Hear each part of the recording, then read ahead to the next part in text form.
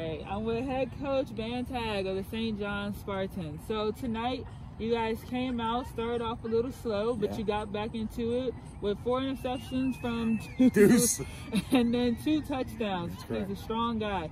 How did you and your team mentally just prepare for tonight's game? For tonight's game, it was a grind, to be honest with you.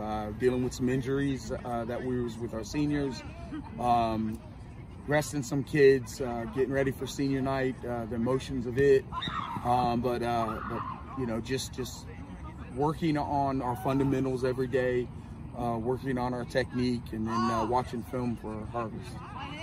And then adjusting from 11-man game to an 8-man game. How tough has that been? For me, who is a run-happy guy, the film that we were sent with the 11-man here was a lot of passing. So I brought in 2 guys that were pass-happy guys, and so then I come back and we come to in this league, and it is run-happy still. So you know, a good mix of what I like to do, what they like to do.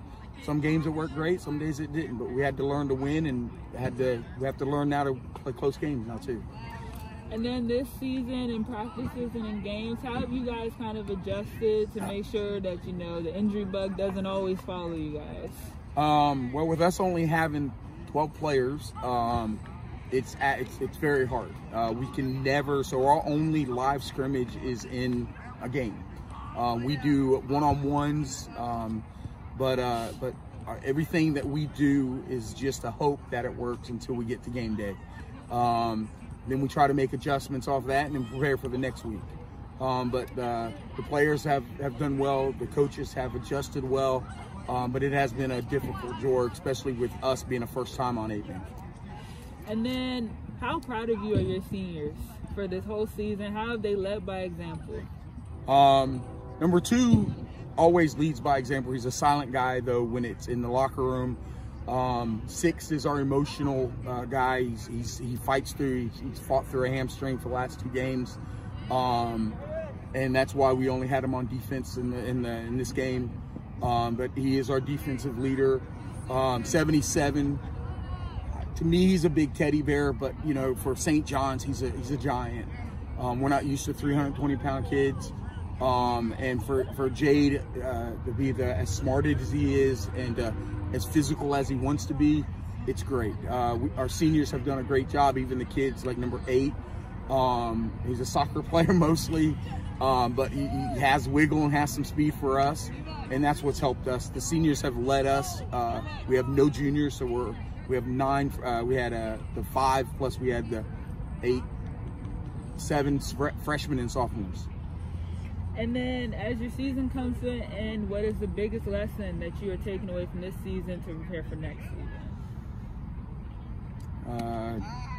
So the honest answer would be to try to get more kids to St. John's to play football.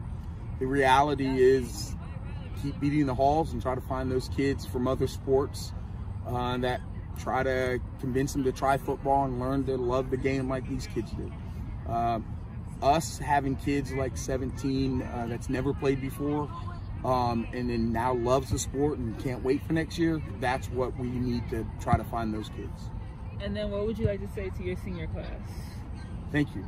The hard work, the dedication, the hours that they put in. We did a summer program that the seniors led. Started that in June, doing all the protocols from COVID. Starting with the 10-man groups and all like that. So they've led that the whole way.